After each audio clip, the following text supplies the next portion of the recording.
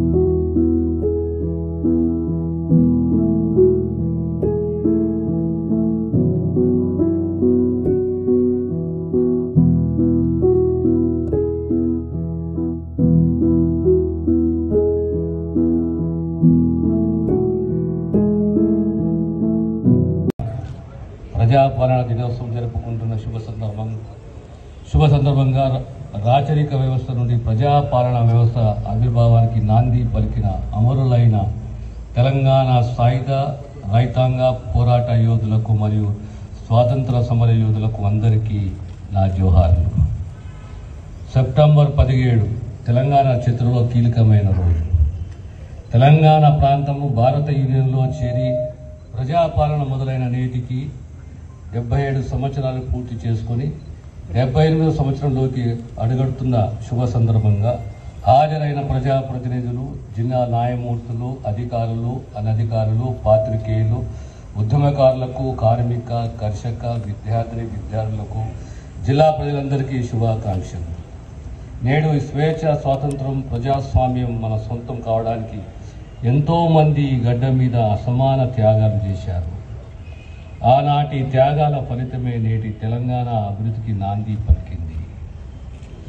అప్పటి ప్రధానమంత్రి పండిట్ జవహర్లాల్ నెహ్రూ గారు మరియు హోంమంత్రి శ్రీ సర్దార్ వల్లభాయ్ పటేల్ గారు హైదరాబాద్ సంస్థానాన్ని భారతదేశంలో విలీనం చేయాలని భారత సైన్యాన్ని రంగంలోకి దింపడంతో అప్పటి నిజాము రాజు భారత యూనియన్లో విలీనానికి అంగీకరించారు.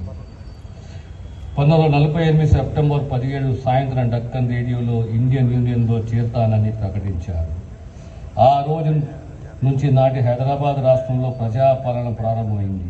ప్రస్తుతం తెలంగాణ రాష్ట్ర ప్రభుత్వం ప్రజాపాలనలో భాగంగా ప్రజల సంక్షేమం కోసం జిల్లాలో అమలు చేస్తున్న వివిధ అభివృద్ధి పథకాలు, సంక్షేమ కార్యక్రమాల ప్రగతిని మీకు వివరించడానికి సంతోషిస్తున్నాను.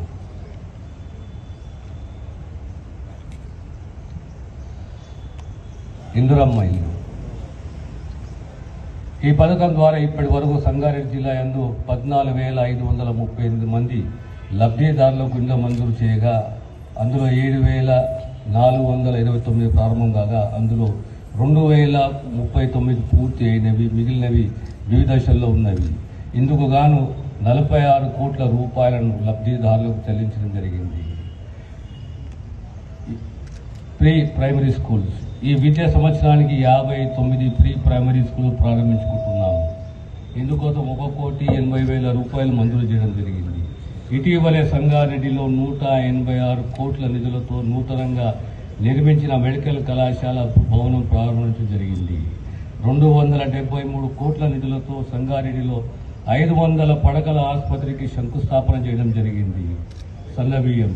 జిల్లాలో మొత్తం 846 చౌకధర దుకాణాల ద్వారా 4,10,652 తెల్ల రేషన్ కార్డులు, 26,078 ఎంతో 100 అన్నపూర్ణ కార్డుల ద్వారా 13,03,719 సభ్యులకు ఆహార భద్రత పథకం కింద ప్రతి నెల ఉచితంగా 3,736 క్వింటాల సబ్సిడీ సన్నబియ్యం లబ్ధిదారులకు పంపిణీ చేయడం జరుగుతున్నది. రెట్టింపు ఉత్సాహంతో అందరం కలిసికట్టుగా శ్రమించి తెలంగాణ అభివృద్ధికి కృషి చేద్దాం. తెలంగాణ ప్రభుత్వం అమలు చేస్తున్న వివిధ సంక్షేమ ఫలాల అర్హులైన అందరికీ అందేలా సంగారెడ్డి జిల్లా సర్వతోముఖ అభివృద్ధికి కృషి చేస్తున్న గౌరవ పార్లమెంట్ సభ్యులు, శాసనసభ్యులు, శాసన మండలి సభ్యులు, స్థానిక ప్రజాప్రతినిధులు మరియు జిల్లా కలెక్టర్ గారికి, సూపరింటెండెంట్ ఆఫ్ పోలీస్ గారికి మరియు జిల్లా అధికార యంత్రాంగానికి, పాత్రికేయులకు శుభాభినందనలు తెలియజేస్తున్నారు.